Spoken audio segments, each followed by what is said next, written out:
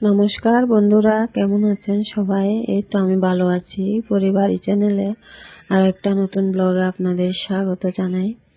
তো আমি আজকে মুচমুচে সবজি পুরি কিভাবে বানিয়েছি আপনাদের সাথে শেয়ার করব। শীতকালে আসলে পুরি খেতে অনেক ভালো লাগে, ছোট বড় সকলে পুরি পছন্দ করবে। তো তার জন্য আমি এখানে আলু, গাজর, কাঁচামরিচ, পেঁয়াজ আর একটা ডিম আর 1 কাপ মতো আটা নিয়ে নিয়েছি।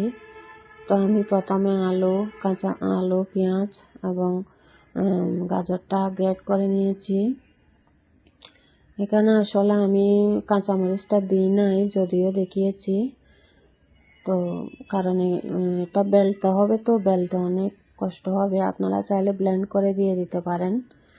তো আমি এখন ভালোভাবে লবণ দিয়ে মেখে নিয়েছি, একদম নরম করে মেখে ফেলতে হবে। এখন ডিমটা দিয়ে দিচ্ছি। এখানে আমি কোনো জলের ইউজ করব না, এই ডিম দিয়ে এই ডোটা হবে।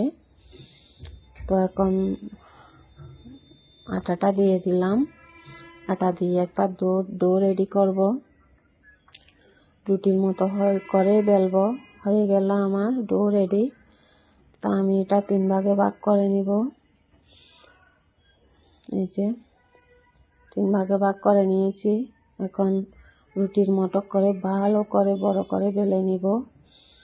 তারপর একটা স্টিলের গ্লাসের সাহায্যে একদম চেপে চেপে একটা পুরি শেপ দিব আর কি। তো ছোট ছোট করে পুরিগুলো গোল গোল করে এটা ভালোভাবে কেটে নিতে হবে, না হলে কিন্তু উঠবে না আবার। তো আস্তে আস্তে নিয়ে নিব। দেখুন গোল গোল শেপ হয়েছে পুরির। এখন তেল গরম দিয়ে বসিয়ে দিয়েছি। এখন আমি একটা একটা পুরি ভেজে নিব। তো বন্ধুদের কাছে আমার একটাই অনুরোধ, ভিডিওটি যদি আপনাদের কাছে ভালো লাগে তাহলে সুন্দর একটা কমেন্ট করে যাবেন, লাইক দিয়ে ভিডিওটি শুরু করবেন। আর নতুন বন্ধুদের কাছে আমার একটাই অনুরোধ, চ্যানেলটি সাবস্ক্রাইব করে বেল আইকন অন করে রাখবেন, যাতে ভিডিও খুব তাড়াতাড়ি আপনাদের কাছে পৌঁছে যায়। তো একটা একটা পুরি আমার ভাজা হয়ে যাচ্ছে। আসলে পুরিটা খেতে অনেক টেস্ট। এটা মাংস, সবজি যে কোনো কিছু দিয়েই খাওয়া যায়। তো নিরামিষ দিনেও বানা যায় এটা।